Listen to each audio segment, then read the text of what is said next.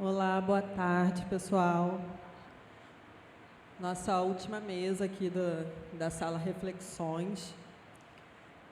Vamos ao tema Afro-Brasilidades, diálogos africanos na construção da cozinha brasileira. Vou soltar o vídeo de apresentação da nossa palestrante. E agora a palestra Afro-Brasilidades, diálogos africanos na construção da cozinha brasileira.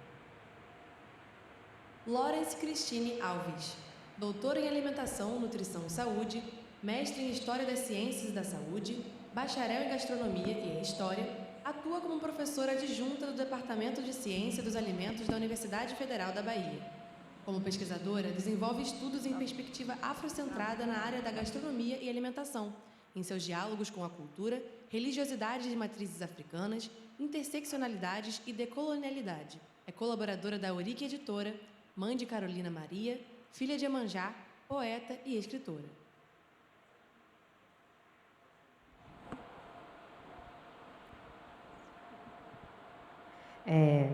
Boa tarde a todos, a todas, a todes. Deixa eu pegar aqui. Primeiro, agradecer o convite da Firjan, na figura de Isabel, que foi a pessoa que fez contato direto comigo. Eu estou bem feliz de estar aqui. Eu costumo dizer que falar, para mim, né, é fazer circular o meu trabalho, é fazer circular reflexões. E aí, pensando sobre esse espaço, né, o nome desse espaço de ser reflexões, a fala que eu trago aqui é muito nesse sentido, né, de provocar reflexões, da gente olhar, às vezes, para coisas que estão muito cristalizadas dentro da gente e que, de repente, a gente não pensou sobre aquele ângulo. Eu costumo dizer que eu me preocupo menos com as verdades e mais com fazer o exercício do será-se, fazer o exercício da dúvida, né, que é uma expressão cearense muito forte, será-se. É bem fazer esse exercício da dúvida em relação às coisas que a gente tem e em relação a tudo que a gente ouve. Menos só repetitivo ou só reflexivo, no sentido de repetir ou repelir, mas mais introspectivo, trazer essa reflexão para dentro e fazer esse movimento, né? Então, o videozinho já fez essa apresentação aí, que diz mais ou menos de onde eu vou. Eu venho dessa formação que ela é interdisciplinar, multidisciplinar, que eu percorro diferentes lugares, mas acho que tem muitos anos que eu já dialogo com o campo da saúde, algo que me importa muito. Então, mesmo sendo a pessoa, eu brinco que eu sou a pessoa de humanas, das humanas dentro da saúde, né? Porque eu saio da história e vou para o mestrado em História das Ciências da Saúde na Fiocruz. Então, a minha monografia foi já um apontamento do que eu trabalhei no mestrado, que foi a História da Loucura. E mesmo quando eu vou para a cozinha, eu vou para a gastronomia pela paixão, né? Minha avó era cozinheira, muito dessa identificação de agora eu vou fazer uma coisa que eu quero, que eu gosto muito, e me encanto pela docência, mas sempre dialogando com o universo da saúde, tanto pelo fato de que eu faço gastronomia no Instituto de Nutrição Josué de Castro, na FRJ, e vou fazer meu doutorado na nutrição. Então, apesar da gente ter aí, no campo do trabalho, e às vezes também no campo da pesquisa, uma certa rixa entre cozinheiros e nutricionistas, gastrônomos e nutricionistas, que eu acho que é uma besteira, eu sempre falo, talvez por ter sido tão bem acolhida dentro do campo da nutrição e ter amigas e amigos, eu nunca senti, eu falo que isso é uma perda de tempo, porque a gente tem tanto mais para somar um com o outro, para se ouvir, né? Então, o meu trabalho, tudo vem muito nesse sentido. E hoje eu atuo como professora na Escola de Nutrição da Universidade Federal da Bahia. Então, não tem jeito. O campo da nutrição, querendo ou não, eu estou aqui. Então, eu sempre fico muito feliz. Então, a fala que eu trouxe para conversar com vocês hoje, né, ela parte de um movimento que eu faço, que faz muito sentido para mim, que tem uma ligação direta com um provérbio adinkra, que são provérbios, né, os adinkras, eles são linguagens a partir de símbolos que traduzem provérbios africanos dos povos Akan, que ocupam a região ali de Gana. Esse símbolo do Sankofa, que é representado por esse pássaro olhando para trás, ele vai falar sobre a importância do movimento de retorno para se caminhar para frente. Então, a tradução dele, que seria volte e pegue, né? Olhe para o passado, pegue-se, alimente-se do passado para entender sua caminhada no presente e olhar para frente também para o futuro.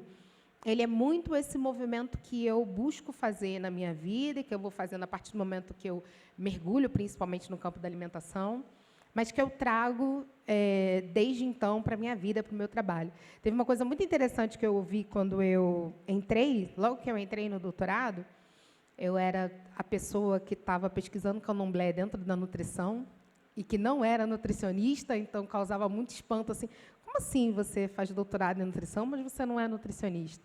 Eu falo, mas é que a nutrição ela é muito mais plural do que vocês imaginam, né?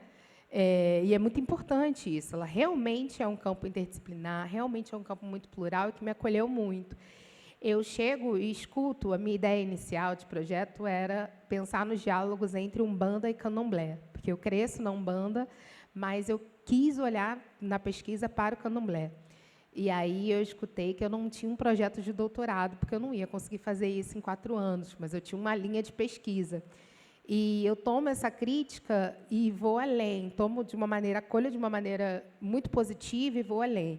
Eu tenho um projeto de vida. O meu projeto de vida é fazer um exercício Sankofa, né? É pensar a alimentação olhando para trás para entender minha caminhada e para trazer apontamentos de caminhos de futuro, né?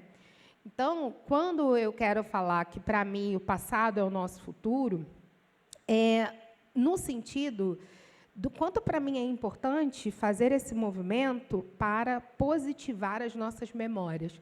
Principalmente quando a gente está falando de alimentação associada a povos tradicionais, e aí eu vou falar aqui, não vou falar tanto de povos originários, que eu não me debruço tanto sobre essa pesquisa, mas eu entendo que há muito mais diálogo e confluência do que separação, como muitas vezes a narrativa sobre cozinha brasileira ela se constrói muito numa ideia de um tripé quase que separado, né? Você tem uma triangulação, brancos, negros e indígenas, como se cada um tivesse uma bagagenzinha de contribuição, quando, na verdade, está todo mundo conversando. É muito mais cíclico do que triangular.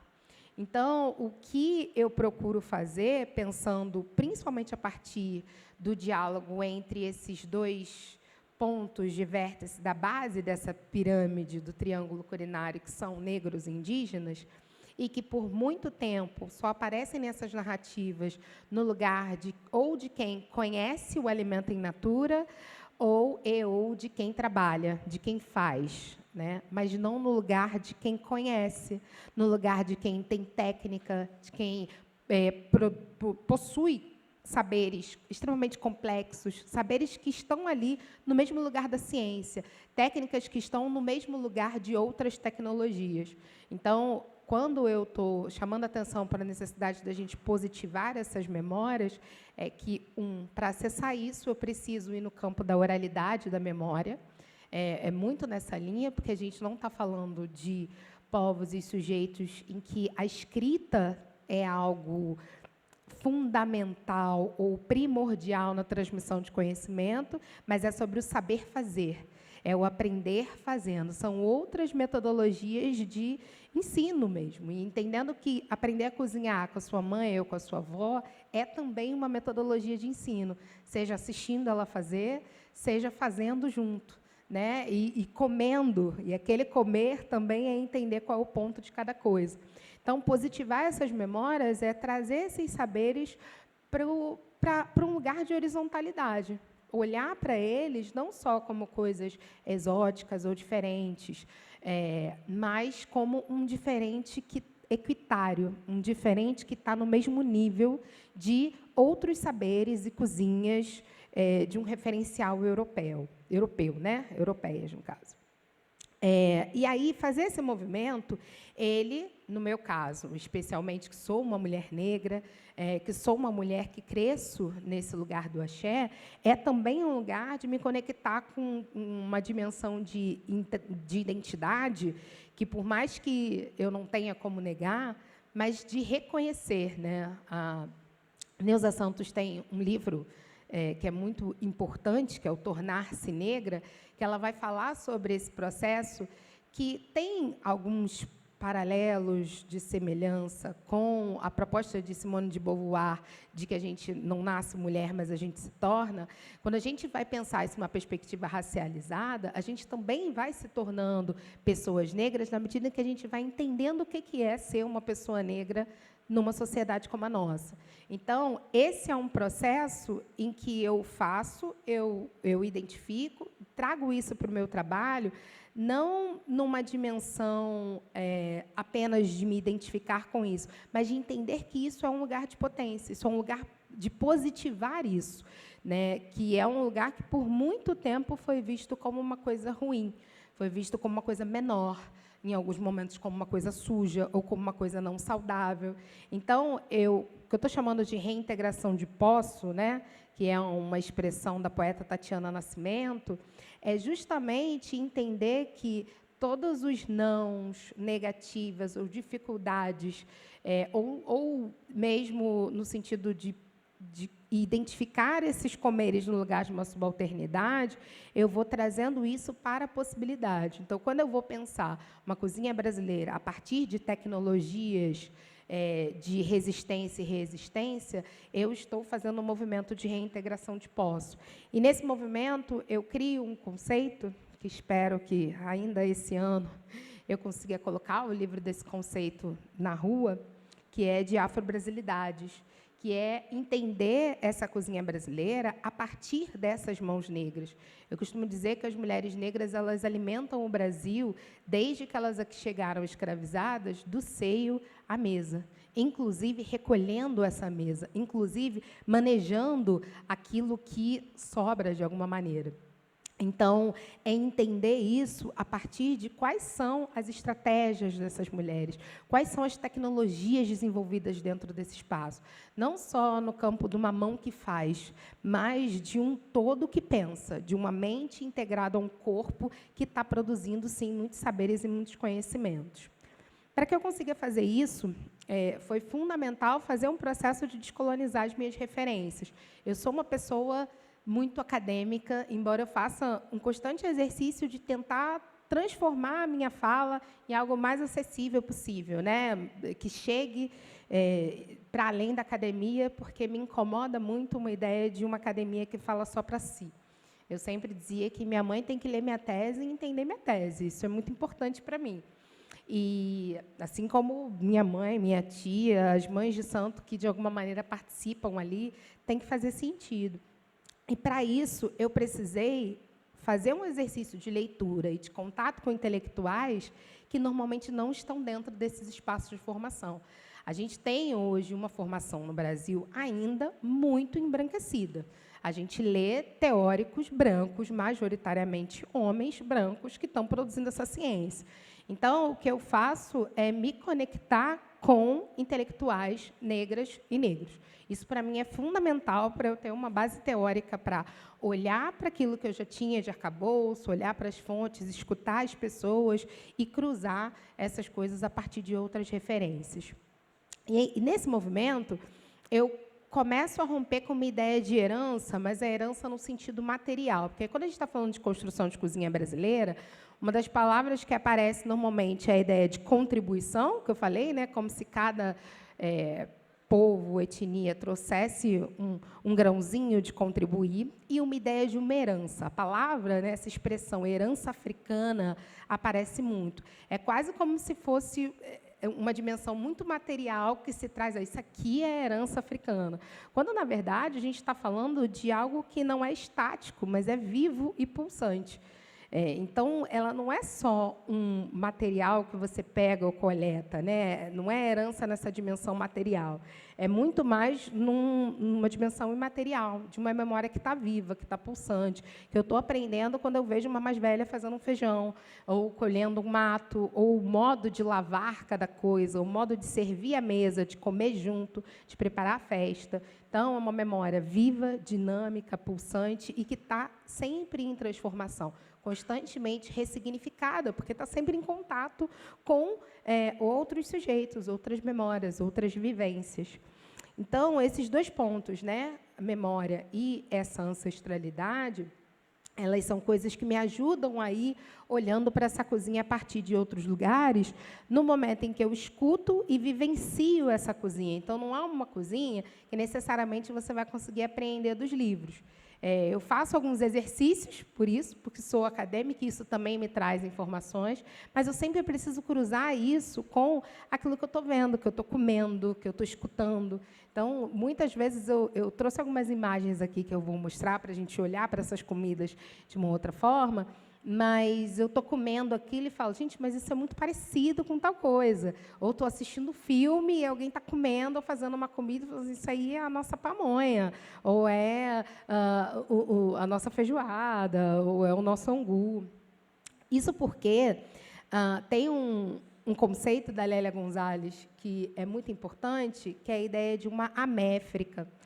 Porque essa intelectualidade negra, principalmente a norte-americana, que monta um campo de estudos, que são os Black Studies, eles vão olhar a partir de uma experiência estadunidense de ser negro, que é muito diferente da experiência latino-americana e que é diferente da experiência africana. Então, a gente não é africano, né? A gente é atravessado pela escravização de pessoas africanas, mas a gente também não tem um modelo de relações humanas que se configura nos Estados Unidos da América. No Brasil, mesmo na América Latina, a gente vai ter uma especificidade do Brasil, que é o último a abolir a escravidão, né, que ainda tem muitas permanências dentro dessa mentalidade. Então, quando a Lélia Gonzalez vai olhar para a experiência negro-americana a partir da latinidade americana, ou como ela diz, a ladinidade, ela está dizendo que é preciso olhar para uma Méfrica, para uma América que tem, né, essa influência negra, desse processo de diáspora, dessa vinda forçada, mas que constrói outros saberes aqui, também em diálogo com os povos pindorâmicos, também em diálogo com os donos da terra. Quando a gente olha para as religiosidades de matrizes africanas, a gente vai encontrar esses diálogos quando a gente vê os caboclos, os boiadeiros. Eles são os diálogos entre sagrados. Então, tem muito mais comunicação. Então, é nesse sentido de confluências e cruzos que eu tento entender a alimentação. E aí eu percebo que, nessa confluência, há uma outra forma de ler o mundo. O pensamento eurocêntrico fala muito de cosmovisão. Então, quando vai olhar para outros modos de ver o mundo, usa a palavra cosmovisão, porque a visão ela é um sentido privilegiado dentro dessa matriz do pensamento europeu. Você classifica o mundo por aquilo que você vê. Então, você vai classificar gênero, raça, classe, a partir daquilo que você está olhando. E vai entender o mundo e catalogar esse mundo, hierarquizar esse mundo a partir daquilo que a gente está olhando. Outros povos não apenas veem, mas eles percebem o mundo. Então, outros elementos se confluem na compreensão do que é a existência. Então, o Eronke Orumi vai trazer uma expressão que é a cosmopercepção, que é uma percepção de existência da natureza que ela é diferente. E essa percepção, entre povos de matrizes africanas, ainda que sejam diferentes compreensões do mundo, elas têm muitas semelhanças, ela também tem muitas semelhanças com o sagrado e percepção dos povos pindorâmicos. Por isso que eu estou chamando de uma cosmopercepção afropindorâmica. E o que é esse diferente? O que é isso? Eu vou destacar alguns pontos que vão me ajudar a entender essa relação na cozinha. O primeiro é uma relação simbiótica com o meio, de uma biointeração. Então, se, por um lado, o pensamento eurocêntrico ele vai pensar a natureza e o homem como duas coisas distintas e Deus como uma terceira coisa, então, como é que a coisa se organiza? Deus ele vai criar um mundo em 7 dias, né, principalmente essa base judaico-cristã de pensar. Dentro desse mundo, ele cria uma criatura, à sua imagem e semelhança, e dá a essa criatura o livre-arbítrio e o poder de intervenção na natureza. Então, há essa elevação do homem em relação ao restante do mundo, ao restante da natureza. Em cosmopercepções de matrizes africanas, a gente não tem essa diferença. Deus é o ar, é a água, é a terra. A própria natureza é o sagrado. A gente é tão sagrado quanto a natureza. Não há essa construção separada ou hierárquica do que é uma coisa, do que é outra. Né? Então, o que o Nego Bispo vai trazer como uma biointeração é a compreensão de que, se você tira demais desse sagrado, Krenak também fala muito disso, você desequilibra a sua existência também, você traz impacto. E, quando a gente vai vendo o ponto que a gente está, né, de um uso totalmente insustentável da natureza, a própria ideia, né, é um uso, é como se a gente usasse, a gente não coexiste com ela, a gente se utiliza dela. Então, já é uma coisa para a gente refletir. A outra coisa, pensando em cozinha, é a questão da sazonalidade dos insumos e do tempo da natureza. Se essa natureza é sagrada, eu não posso forçar que ela me sirva, que ela traga, no momento que eu quiser, aquilo que eu quero comer. Mas eu preciso respeitar o tempo dela e comer aquilo que está no seu tempo. Né? Isso é a sazonalidade, é entender que a fruta do tempo ela é muito mais saborosa, porque ela está no tempo que é da natureza. E também entender que, se esse alimento ele também é sagrado, ele precisa ser respeitado na sua integralidade. Então, uma ideia que se fala muito hoje, né, que é o aproveitamento integral do alimento, isso são tecnologias ancestrais, afropindorâmicas, porque são tecnologias que compreendem aquele alimento como sagrado. Então, se ele me dá tudo, eu realmente vou integrar ele na existência coletiva, toda parte dele. Eu vou utilizar ele de forma integral. E aí, esse conceito, né, que eu crio, partindo dessas compreensões que eu estou falando, que é o de afrobrasilidades, é entender que a cozinha brasileira ela se estrutura a partir, eu vou olhar para ela, a partir das tecnologias de resistência e de reexistência desses negros escravizados, porque o que a escravização europeia de africanos traz de diferente dos outros processos históricos de escravidão é justamente o processo de desumanização dessas pessoas. Então, quando eu estou falando de reexistência, são técnicas de voltar a existir enquanto humano, enquanto sujeito. E a cozinha ela é um desses espaços possíveis de retorno à existência para esses sujeitos desumanizados. E eu consigo entender isso a partir de 4 perspectivas, né, de 4 chaves. A cozinha quilombola, a sabedoria dos quintais, a arte de mercar e a cozinha de santo e os sagrados de matrizes africanas. Vou comentar um pouquinho como é que eu entendo. Por cozinha quilombola, primeiro eu estou falando de uma compreensão coletiva da vida. Né? Os quilombos eles são espaços contracoloniais que existem desde o século XVI, XVII no Brasil, e que eles estão apresentando uma outra forma de viver em sociedade. Né, de uma forma que é coletiva, que é biointegrada, porque ela se conecta com a natureza, que percebe ela como sagrado. Então, eles são espaços de resistência, mas eles não são só aqueles espaços de fuga, como a gente vai aprender na escola, eles são espaços de criação de uma existência extremamente potente, e por isso tão ameaçadora, e por isso tão historicamente perseguida. E continua sendo perseguida na medida em que você tem uma Constituição de 88 que reconhece a necessidade da titularidade desses territórios, mas um percentual de 8% das terras que têm o seu título. E mesmo aquelas que têm a sua titulação continuam sendo perseguidas.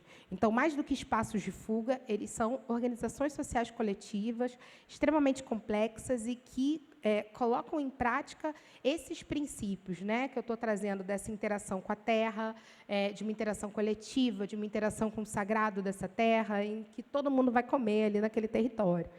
E, por ser tão potente, é tão ameaçado. Você tem tanta disputa, né, em relação a isso. Junto disso, a gente tem o que eu chamo de sabedoria dos quintais, que vai mexer com muitas coisas que estão muito em voga hoje, né? Muito na moda. Eu costumo dizer que a academia, a sociedade, ela tem um movimento de dar nome a algo que já é feito sem reconhecer a autoria e a importância devida de quem sempre fez aquilo. Então, hoje se fala muito de punks, plantas alimentícias não convencionais. E daí a Bruna Oliveira faz uma pergunta que é muito importante, que é: não convencional para quem? Quem determina essa convencionalidade? né? Porque é uma convencionalidade atravessada por território, porque algo que não é convencional aqui no Rio de Janeiro pode ser num outro lugar, é atravessado por sujeitos, é atravessado pelo mercado, porque muitas vezes perde esse lugar porque não é um produto que tem valor de mercado na prateleira. A partir do momento que ele ganha uma capuchinha, por exemplo, que está super na moda, vai ser caríssima, né? Um hibisco, uma vinagreira, que eram plantas de quintal. Então, o que eu estou falando de sabedoria dos quintais é, ao contrário de uma lógica de monocultura de exportação, que é a forma como a nossa terra se organiza, a gente tem sujeitos que estão quintalizando esse plantar, hortalizando esse plantar desde sempre. Né? Essa tecnologia de ter uma diversidade de produtos que não concorrem entre si, mas se ajudam, ela vem de África para cá. O que a gente costuma dizer é que o que foi possível trazer na travessia era o saber fazer, né? Era esse conhecimento que atravessa e não tem como ser retirado, ainda que todo esse processo de desumanização se esforce muito para retirar, porque ele faz com que se duvide, né, da sua própria condição de ser humano. Mas, ainda assim, esses sujeitos resistem e conseguem encontrar caminhos de reverberar esses saberes. A pandemia ela tem um boom de mãe de planta. A gente sente falta da terra. A gente precisa encontrar caminhos de voltar para essa terra. Então, a gente está falando de povos que, mesmo dentro da casa grande, eles negociavam os seus espaços de roçado. Eles negociavam um fundinho e um pedacinho para ter... não vou nem falar que muitos relatam como um complemento da alimentação, mas era, na verdade, a grande base da alimentação. Porque a gente está falando de sujeitos desumanizados que recebiam uma ração e que não podem ser avaliados na sua cultura alimentar a partir daquilo que o colonizador dá. Senão, de fato, vai ser algo muito pobre.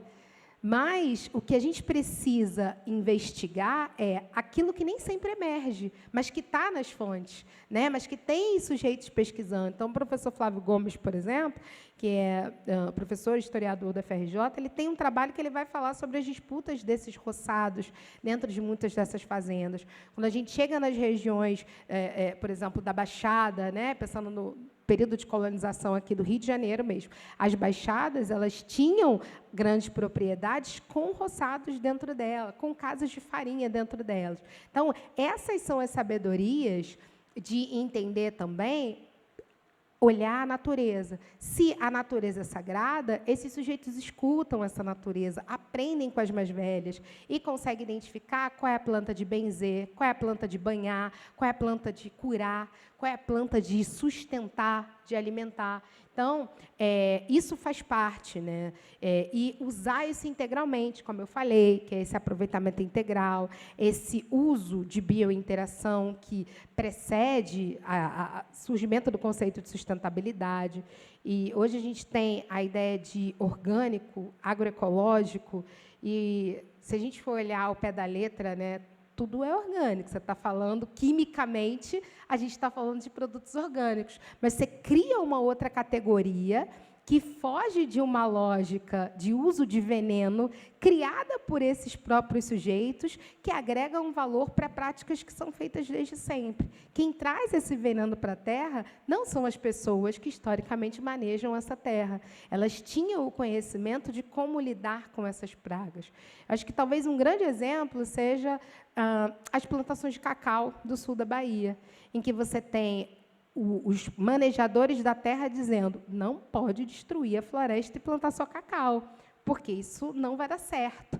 E o olhar do monocultor é desmata tudo e planta só cacau. Só que aquela floresta ela existia em equilíbrio com outros gêneros de botânicos ali. Era aquilo que trazia o equilíbrio, o que hoje é chamado de sistema Cabrunca, que renasce a produção cacaueira no sul da Bahia. Isso é sabedoria ancestral, isso é sabedoria afropindorâmica. Então, antes de existir a ideia de farm to table, né, do quintal para a mesa, esses sujeitos já se alimentavam do quintal para a mesa, sempre que conseguiam encontrar frestas e brechas para romper com isso. A arte de mercar, ela nasce desse exercício de mercado que tem a troca como tônica, não é sobre o lucro. E aí não significa que esses sujeitos não queiram ganhar dinheiro, não é sobre isso.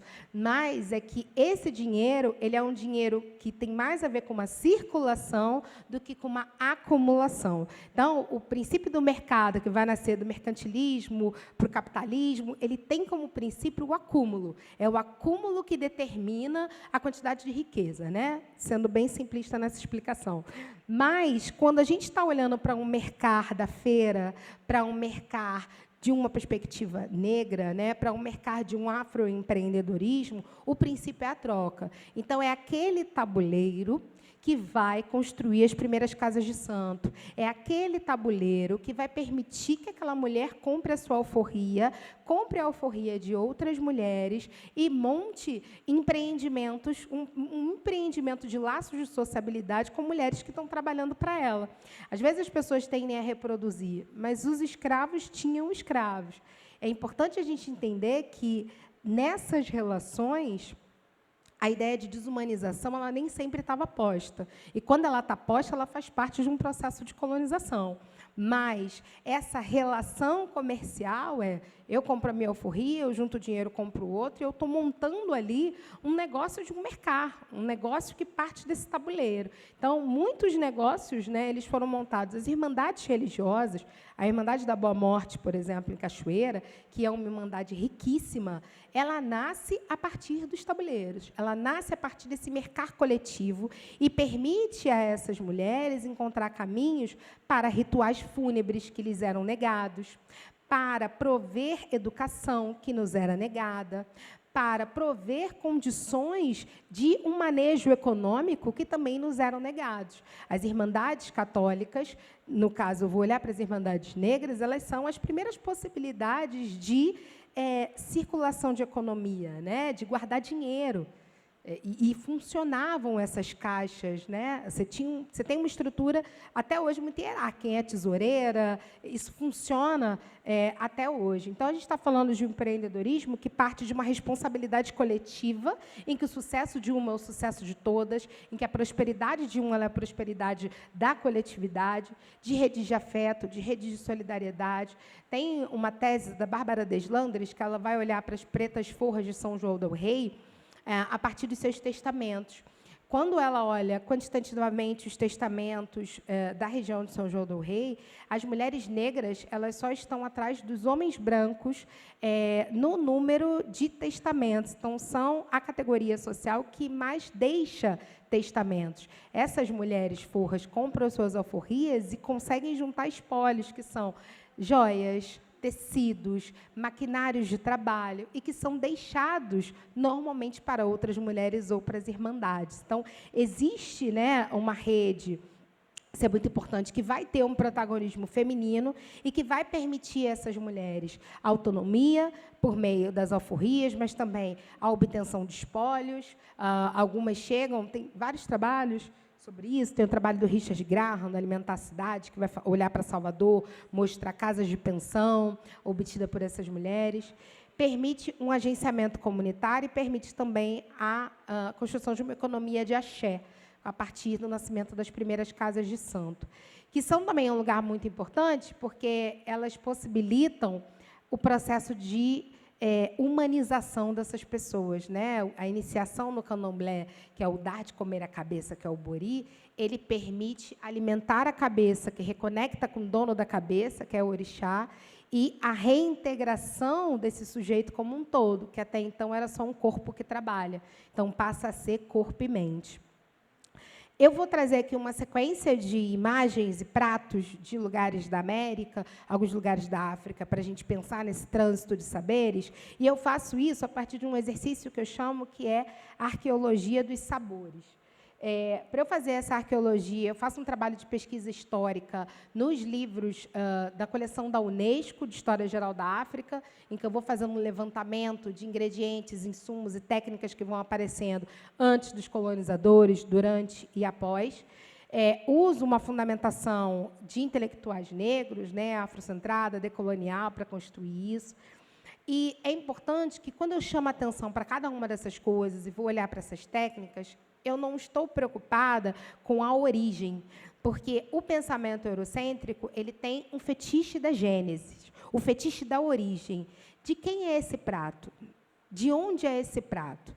E, dentro dessas narrativas, como quem são aqueles que são considerados detentores de saber são os brancos europeus, os nossos pratos vão sempre derivar de algum prato europeu, porque a técnica ela é exclusiva ou privilegiada, né, como sendo algo que pertence a esse lugar da Europa. Então, eu estou pensando e convido esse olhar para o trânsito, para as semelhanças, para as diferenças, para as proximidades e para como pratos tão parecidos são feitos em lugares diferentes, sem necessariamente demandar do movimento do colonizador, porque a autoria do trânsito para o colonizador também é muito importante. E aí eu vou fazendo um exercício de intersecção de campos de saber, então é geografia, é a própria arqueologia, a história, a gastronomia, tudo isso transita, né? O que eu chamo de diálogos filosóficos é fazer um exercício também de me valer de reflexões profundas para poder pensar nessas coisas e entendendo também o quanto que os sentidos e significados que esses pratos vão ganhando nesses territórios, né? As dimensões de sagrado também no modo de comer, no modo de preparar. Vou começar pelos feijões, talvez porque a feijoada seja o prato mais icônico, né? Primeiro, entender que feijões e outras leguminosas também já aparecem, né, nesses livros que vão remontar a história geral da África antes da chegada do colonizador, isso é muito importante. Entender também algo que às vezes se perde, né, que a Península Ibérica ela é formada por africanos, ela é ocupada por muitos anos por mouros, que dentro dessa hierarquização de sujeitos do mundo, o norte da África, esses mouros muitas vezes são lidos como uma África branca, mas a gente está falando de uma África que não é branca e que alimenta muito da construção do comer de Portugal e Espanha. Isso é muito importante a gente não perder isso de vista. Então, técnicas de ensopados, técnicas de guisados, a gente também já encontra no relato desses compêndios e também do compêndio de viajantes que estão chegando nesse movimento de colonização antes do diálogo com esses colonizadores. Então, esse é um exercício para a gente ir se despindo dessa prática de que é só o colonizador que faz o trânsito das coisas. A feijoada, ela muitas vezes ela é lida como um prato que usa restos, quando, na verdade, é importante a gente entender que, menos sobre restos, a gente está falando de uma técnica integral. Tem um tipo de feijão, e eu vou falar de algumas coisas, que é esse aqui. Esse é um prato que é produzido no sul dos Estados Unidos, se chama Southern West Black Eyed Peas, que é feito com black eyed peas, que é o feijão fradinho, né? E quem já cozinhou feijão fradinho sabe que ele não tem essa textura aqui, essa textura mais grossa, né, caudalosa. Então, o que eu estou chamando dessa sabedoria técnica? Esse feijão, ele normalmente é preparado no momento de celebração da colheita, em que você pega o porco, assa, né, parte do porco num fogo de chão, e essas partes que são mais gordurosas e cartilaginosas da barriga, das vísceras, da cabeça, das patas, do rabo, essas partes são incorporadas no cozido do feijão, que são as partes que vão trazer para esse cozido mais untuosidade, essa untuosidade da cartilagem, da gordura. Então, perceba, você tem um uso integral disso, e desse uso integral você tem uma sabedoria técnica de como aplicar cada parte em cada preparo específico para obter, né, o melhor daquela parte. Isso é um uso integral. Quando a gente está falando de feijoada, tem um livro que se chama A Vitória da Feijoada, do Almir Alcaré, que ele começa se debruçando sobre os relatos do Lucoque, que foi um viajante inglês, que tem um trabalho, né, descritivo muito bacana sobre o Rio de Janeiro. E ele acaba dizendo que é romântico dizer que a feijoada é negra, porque esses negros, na condição de escravizados, não poderiam se alimentar. Mas, lá no início do livro, ele vai pegar o relato do Lucoque, inclusive está disponível aí no site do Senado, E ele vai olhar que a incorporação do que é chamado de rebotalho, que é aquilo que era jogado fora na praia, nesse feijão, ela vai começar a ganhar força a partir do momento que o primeiro matadouro se instaura na Praia Vermelha, em que aí o consumo de carne que vem com a família real, né, da carne fresca, ele vai ser abatido, vão ser trazidos franceses para acompanhar esse processo de abate, porque você tem um jeito certo de cortar, de manejar essa carne. E esse rebotalho, né, toda a parte de víscera, de tripa, era descartado na praia. E que essas pessoas negras catavam isso e depois criam um comércio com isso. Ele também diz que os pratos que ele mais encontra sendo vendidos nas ruas eram o angu e o feijão. E aí tem um ponto que, normalmente, a carne, dentro dessa construção eurocêntrica, né, ela vai ter um lugar de centralidade, de destaque, associado ao poder, à masculinidade. Aqui, quando a gente olha para os nossos cozidos, a carne ela é uma parte que compõe. A carne ela não é mais importante do feijão.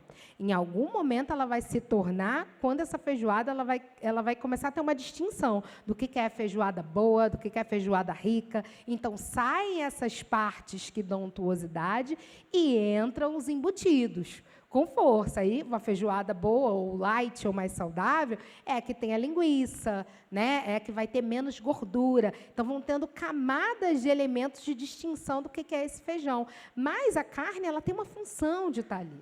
Ela não é um resto aleatório.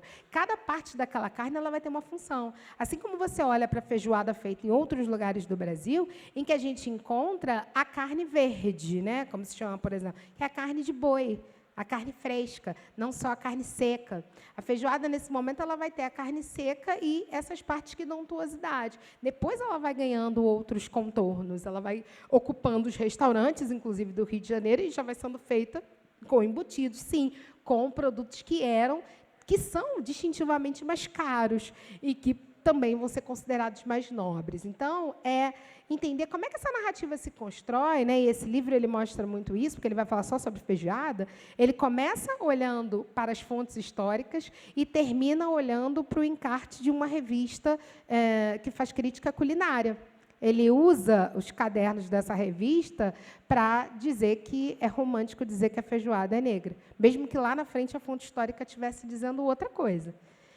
Esse é a cachupa, que é um prato cabo-verdiano, em que a carne ela também vai ter essa função de compor junto com outras leguminosas, além do feijão, os milhos também, o milho amarelo e o milho branco, e vegetais. Outros estados também incorporam vegetais na feijoada. Então, é para você entender que não é sobre a carne, é sobre um grande ensopado que alimenta muita gente, que alimenta uma grande coletividade. Outras formas de pensar nesses diálogos do feijão é o feijão que vai ter uma textura de papa. É o feijão batido, que a gente encontra num frigiole refrito, que vai estar no Caribe, que vai estar no México. Lembrando que o México também tem parte caribenha, também tem escravização de pessoas negras, porque, às vezes, a gente só olha para a cozinha mexicana na perspectiva dos povos originários desse território. E que vai estar também num tutua mineira, é o feijão e a farinha. E que vai estar também num bolinho capitão. A farinha sendo esse suporte que vai dar corpo para esse feijão mais caudaloso, que vai alterar a textura dele. O arroz, eu trago ele para falar algo que, às vezes, a gente não sabe, né? O arroz, a gente normalmente aprende que ele vem do Oriente, até porque, de fato, a Ásia, especialmente a parte mais oriental da Ásia, o que os historiadores vão chamar de Oriente Distante, tem uma produção e um consumo de arroz que é milenar. Então, a gente vai aprender que Portugal, enquanto um império ultramarino, também coloniza aquele território e o arroz chega aqui.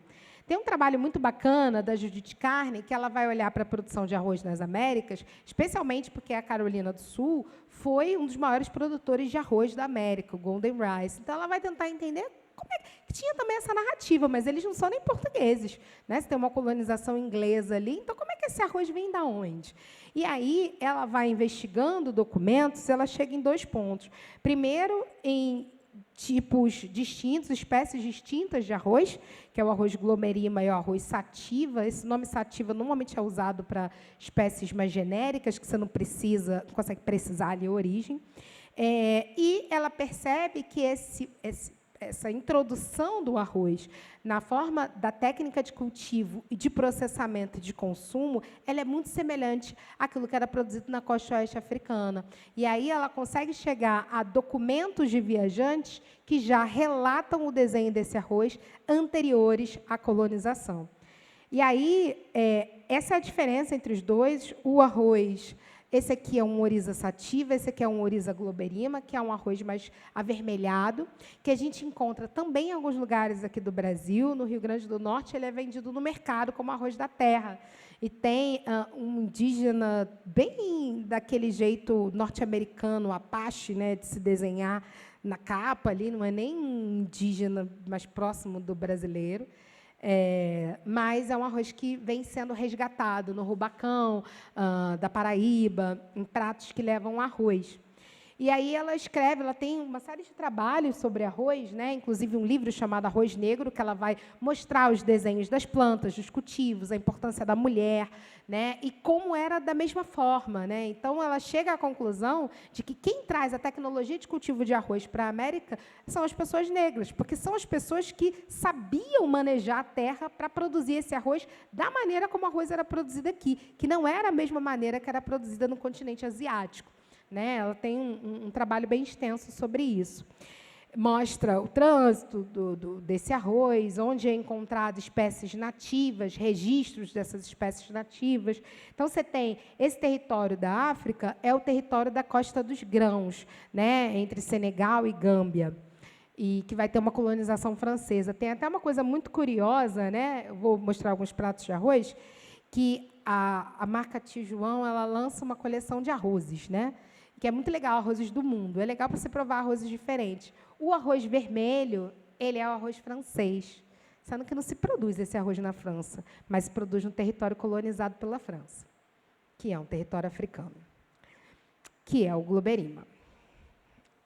E aí, em territórios em que a gente vai ter mais presença dessa produção de arroz, no Brasil, esse arroz começa a ser produzido no Maranhão, Piauí, depois, hoje, é muito mais produzido no Sul. A gente vai ter muitos pratos de uma panela só com arroz, né? Então, o arroz de alçá, que é um arroz de coco, que vai ali camarão seco, que é tempero, mas também vai carne. A gente tem o arroz de jolof, que é feito nessa costa dos grãos, cada lugar puxa ali para cima, mas são arrozes de uma panela só, refogados, com uma base de tempero. O jambalaya, que está no sul dos Estados Unidos, que vai levar elementos defumados e também de frutos do mar. O arroz Maria Isabel. Os milhos, eu vou dar uma acelerada aqui, que eu falo muito, gente.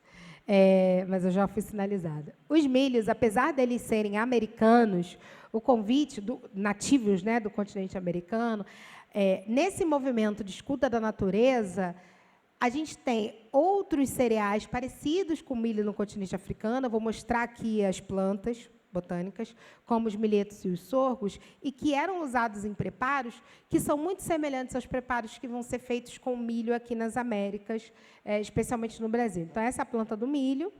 Essa é uma planta de milheto, de uma das espécies de milheto africana. Esses são os grãozinhos de milheto. E aqui a gente tem o sorgo, que também tem esses grãozinhos, que é pouco usado aqui. E que vai ser usado em muitos lugares como ração animal, que era também a função do milho. É entender que o milho ele vai ganhar esse corpo hoje, mas lá atrás a função do milho era alimentar animais e os desumanizados, que eram os escravizados. Era o fubá, era o quebradinho de milho, o xerém, a farinha mais grossa, a farinha mais fina. Então, esses usos, essas técnicas, elas vão ser muito parecidas com pratos africanos, né? A gente vai ter usos muito parecidos dentro desse trânsito americano e africano. Aqui a gente tem o angu, que é basicamente usar o amido do milho para transformar a água em algo consistente, que traga sustância. Isso é um angu. É o amido que faz essa transformação. E a gente tem o fufu, que ele é um prato que tem a mesma função, transformar o amido do milho nessa substância. Só que você precisa bater mais esse fufu até ele ficar esse corpo moldável. Aqui a gente está falando de um prato que precisa de um preparo mais rápido, porque ele precisa alimentar mais rápido. Você está falando de pessoas que têm um outro regime de trabalho e que não conseguem ter esse tempo para chegar no fufu. Mas o angu é um fufu ressignificado porque ele mantém a sua função de transformar a água num alimento que vai trazer sustância e que é a base do prato. O gali vai ter essa mesma função. Outra forma de usar esse milho, que eu vou mostrar aqui a proximidade, é a gente olhar para um tamale, que é um prato encontrado no Caribe, a gente vai conhecer muito pelo México, mas você encontra Colômbia, Venezuela também, e para a pamonha, que é fazer esse uso desse amido que vai ser cozido usando a palha do próprio milho. Ou do acaçá, que também vai usar essa farinha de milho, mais a folha de bananeira, e que ele vai ser também cozido aí no vapor. Esse é um amiuô, que é um prato do Benin, e que também vai ter esse shape a partir ou do amido do milho ou da farinha de mandioca. O inhame ou cará, que o inhame é um produto nativo americano, mas que ele vai encontrar nas Américas comunicações. Então, a gente vai ter variações regionais, o que vai ser chamado de inhame, o que vai ser chamado de cará. Lembrando que o que a gente chama de inhame aqui no Sudeste, internacionalmente, é um taro, ele não é inhame, né? E o cará, que a gente chama de cará, ele é um inhame de verdade.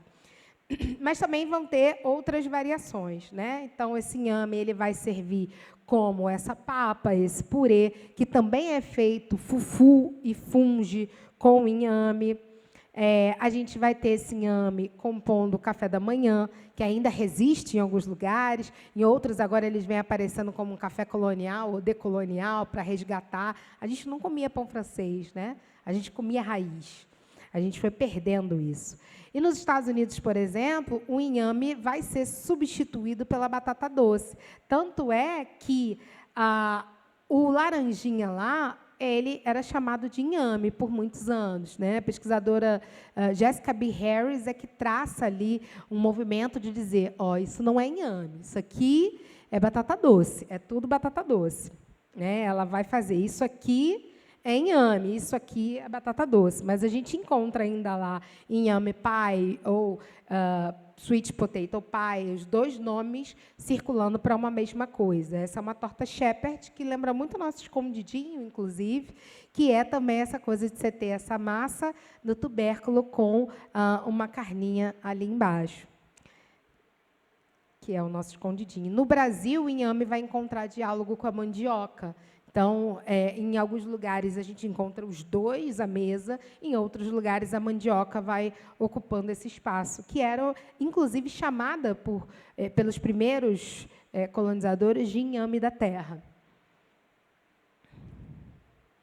A mandioca, que apesar de ser, né, também americana, ela é importante para olhar para essa cozinha também, para esses cruzes afropindorâmicos, porque dela, gente, a gente vê essa integralidade aqui na variedade de coisas que se faz. Então, você transforma ela em puba, você transforma ela em tucupi, em goma, você usa folha, você faz beiju. Então, esse esquema aqui, né, elaborado pelo professor Bruno Costa, ele mostra essa integralidade sendo utilizada.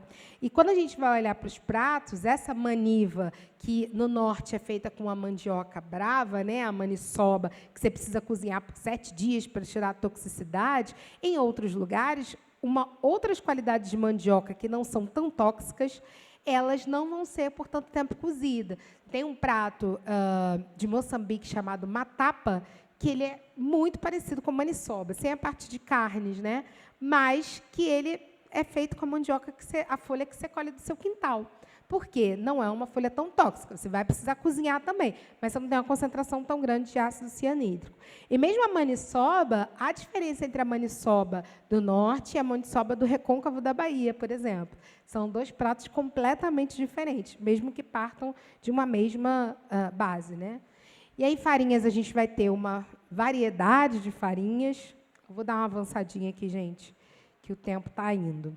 Mas eu chamo a atenção só para que a farinha vai ter, a mandioca vai ter essa mesma função do amido, que é essa função de ou você transforma essa água num alimento de substância sólido, ou em lugares que você tem menos água, você só hidrata ela um pouquinho, ou você joga um pouquinho e faz uma papinha mais rala, como o caso do pirão, né? Mas o fungo de bombó, ele tá, para o nosso angu, para um pirão mais denso, na mesma proporção. Por último, aí eu vou mostrar o quiabo, que é essa planta aqui. Oxe, fui eu isso, gente? Nem sei se fui eu. Acho que parou. Ah, foi. Que é essa planta que nasce para o céu, que eu só quero chamar uma atenção para uma coisa do quiabo. O quanto a gente não percebe que o Sudeste faz uma higienização do quiabo. Se você olha lá no Le Cordon Bleu, a descrição do quiabo é um vegetal que tem um espessante natural. E que aqui a gente vai chamar de baba e vai associar uma coisa escatológica. Tem gente que nunca comeu quiabo, mas se olha para um prato feito com quiabo, automaticamente sente nojo, porque o lugar do nosso cérebro, do sistema límbico, que vai guardar as informações que vão nos ajudar a construir o nosso gosto, ele está nesse campo da memória, muito próximo ao campo da memória. Então, manda informação, mesmo sem a gente nunca ter comido, né? Então, o que se chama de baba, ele é utilizado como espessante.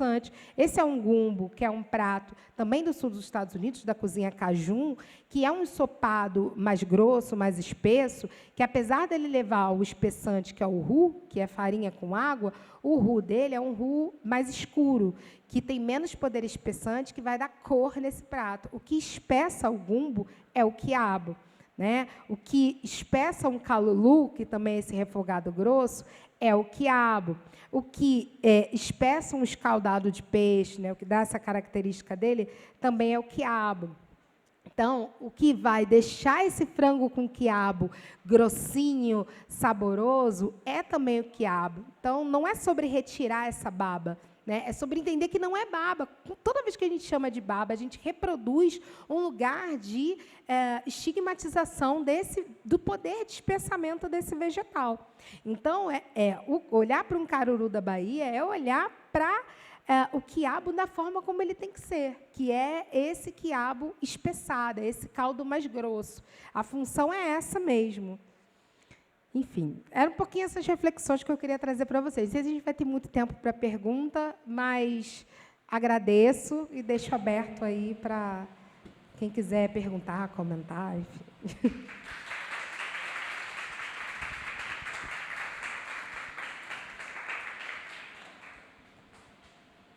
Alguém quer perguntar alguma coisa, falar alguma coisa? Não sei se dá tempo. Pergunta, pessoal. Alguém mandou no Slido alguma coisa que eu acabei não vendo aqui. Deixa eu dar uma olhadinha para ver se tem no Slido. Não. Nenhuma pergunta? Ah, sim. Vai. Oi, meu nome é Ana Soares, eu sou nutricionista e te parabenizar por essa fala belíssima. E pensando, né, que uma fala dessa aparece quase que no último momento do evento, que eu agradeço a produção por ter trazido, mas uma fala tão importante que às vezes a gente ainda vê essa sala menos cheia do que em outras falas. Mas eu queria saudar a sua força, né, de trazer com tanta beleza tudo que você trouxe. E eu fiquei refletindo muito na minha caminhada como nutricionista, que de uns anos para cá eu venho desconstruindo muito a nutrição tradicional a partir das minhas próprias experiências e a partir de outros saberes. E eu fiquei achando muito bonito quando você falou sobre a oralidade, sobre o fazer junto. Acho que muitos palestrantes trouxeram aqui a questão da gente se encantar pela comida, porque o caminho da nutrição está muito suplementação, uma série de coisas, e a gente está se perdendo do contato com a comida. E aí eu fico pensando o que é mais que a gente perde quando a gente não honra a nossa ancestralidade, porque tem muita sabedoria. Isso da gente ir para a cozinha junto, da gente passar a informação de uma receita. Hoje a gente vê tanto programa culinário, né? Mas o que talvez, acho que o nutricionista que está tão perto do alimento, mas às vezes pode estar tão distante, né? Está olhando para as pessoas, para os exames, mas não está olhando para a história do alimento. Então, acho muito bonito quando a gente retoma para pensar de onde vem toda essa sabedoria ancestral e a gente dá o nome certo para as coisas, né? Então, eu queria, acho que mais fazer um comentário sobre isso, não tem uma grande pergunta. Talvez a pergunta seria lá dentro da UFBA, como é que está esse contato da gastronomia com a nutrição? Vocês conseguem trazer isso dentro das disciplinas do curso de nutrição para trazer essa perspectiva? Porque eu venho da UFMG e eu não tive nenhum contato com isso na minha graduação. Acho que é uma pesquisa que eu estou buscando nos últimos anos. Fico feliz da gente estar falando disso, mas acho que tem um caminho aí, né, para entrar dentro das perspectivas curriculares dos cursos de nutrição, enfim. Isso. Obrigada. Eu estou na UFBA há pouco tempo, né, mas a gente está passando por processo de reformulação do currículo. E aí tem uma coisa muito interessante que a UFBA trouxe agora, que é uma normativa que torna obrigatório em todos os cursos de graduação, pelo menos um componente obrigatório que trabalhe a educação para as relações étnico-raciais. E aí a forma como a escola está fazendo isso está sendo muito bacana, que é trazer isso, essa reflexão para a discussão do alimento, né? Então, eu propus uma disciplina que foi acolhida, que vai entrar no novo currículo. Então, a gente está caminhando para esse diálogo. Mesmo que ele venha com alguma medida mais compulsória, né, da universidade pedindo, mas o importante é que ele aconteça, né? Porque a gente tem aí a lei que é muito cobrada no ensino básico, mas que a Lei 10.639, ela cabe e deveria também, ela deve fazer parte da formação superior também, mas que essa discussão vai estar sempre dizendo que é feita de uma forma transversal, mas que a gente sabe que ela aparece muito pouco.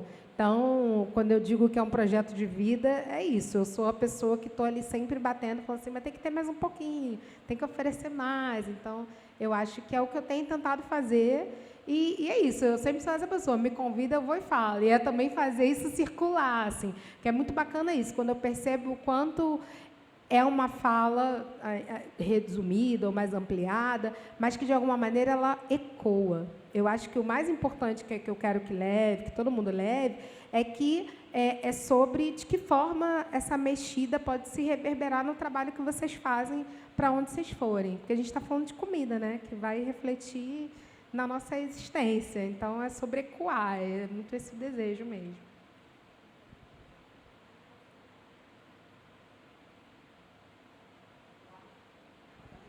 Tá ligado? Professora, foi assim, muito bacana te ouvir, né? Ouvindo também. Eu sou Eliane Damasceno, sou aqui da Firjan, da Responsabilidade Social. E duas coisas que eu acho que eu gostaria de comentar. Eu morei 3 anos em Moçambique, no norte de Moçambique, na região de Cabo Delgado, e aí lembro da matapa e da chima, né? E assim, a beleza não só do processo de produção, mas de como se come, né? E do compartilhar, do junto, né? E também das tecnologias de estocagem, né? Porque, assim, uma região que, né, infelizmente, né, quando eu estava lá, há mais ou menos 14 anos atrás, tinha um processo de fome intenso, 40% do ano, né? Então, você tinha um processo de estocagem da mandioca, né, muito fortemente para você conseguir passar, né, longos períodos. Mas, assim, o quanto que a comida é um processo, né, comunitário, né, assim, de troca, de presença. E aí eu queria só te perguntar, assim, na sua percepção, assim, dessa cultura nas crianças, né, no processo de educação alimentar, quando a gente fala, né, da oralidade, da passagem de conhecimento, mas do fazer comunitário, do se conhecer a partir da alimentação, né? O quanto que isso é importante, esse conhecimento. Outro dia eu vi acho que era uma enquete que a Bela Gil até estava fazendo, que era, vocês acham que a educação alimentar e nutricional ela precisa estar como uma disciplina, tal qual as outras, ou ela tem que ser trabalhada transversalmente? E alguém comentou, e foi o que eu falei, as duas coisas, né? Para mim, ela está transversal, aparece, mas falta estar mais, mas ela precisa estar ali. A gente tinha que ser ensinado desde criança a essa proximidade com a comida. Eu acho que menos só algo dentro da nutrição, isso tem que estar dentro da vida de todo mundo, né? Se relacionar com, pelo menos saber minimamente cozinhar para sobreviver. A gente está falando de coisa básica de existência, né? Mas a gente vem de uma mentalidade tão colonizada que a gente já pensa que vai terceirizar, que a gente vai pensar que a gente vai terceirizar, seja o delivery, que veio com muita força, ou seja, alguém que está cozinhando para a gente. E aí não é ou uma coisa ou outra, as duas coisas coexistindo. E a gente entendendo que, ainda que seja só uma vez na semana, uma vez por mês, aquele momento que você para cozinhar, talvez seja um momento para ensinar para a criança, talvez seja um momento para ser um evento, que não seja o todo dia, mas entender a importância da presença do fazer comida, do comer junto, né, desses processos, não se perderem na nossa vida. A importância de cultivar isso dentro da nossa vida. Isso é de suma importância. E um último comentário em relação à estocagem que você falou, é muito legal, me interessa muito a forma como a mandioca é processada, tanto em Moçambique quanto em Angola, como ela é seca, ela é vendida seca, ela fermenta, seca, que é uma forma que a gente não utiliza aqui, porque a gente não precisa. E como essa necessidade, na verdade, ela faz com que se desenvolvam outras técnicas, né? Outras tecnologias, e que a gente não sabe nem fazer como eles fazem lá. Vai gerar um outro produto, uma outra farinha. Também, exatamente. É isso. Gente, eu agradecer, acabou aqui o nosso tempo. Obrigada pelas perguntas, pela escuta, pelo convite. Obrigada. Obrigada, Laura. Pessoal, vamos fazer uma foto. Aí eu vou pedir para ninguém sair. Só vou pedir para ficar a partir desse terceiro degrau para cima, para a gente pegar um ângulo legal. Aí, Laurence, se você puder. Laurence. Aqui, né? Senta aqui. Aí, pessoal, junta mais também. Quem quiser chegar mais para frente, pode chegar. Venham todos para frente. Ficou um espaço vazio aqui no meio, ó.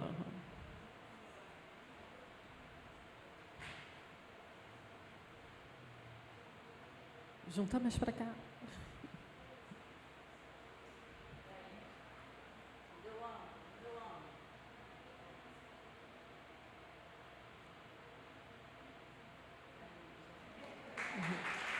Mais um recadinho, vai ter uma pesquisa de satisfação, que o QR Code vai aparecer aqui a qualquer momento. E daqui a pouquinho vai ser transmitida a palestra do Pondé. Então, aguardem.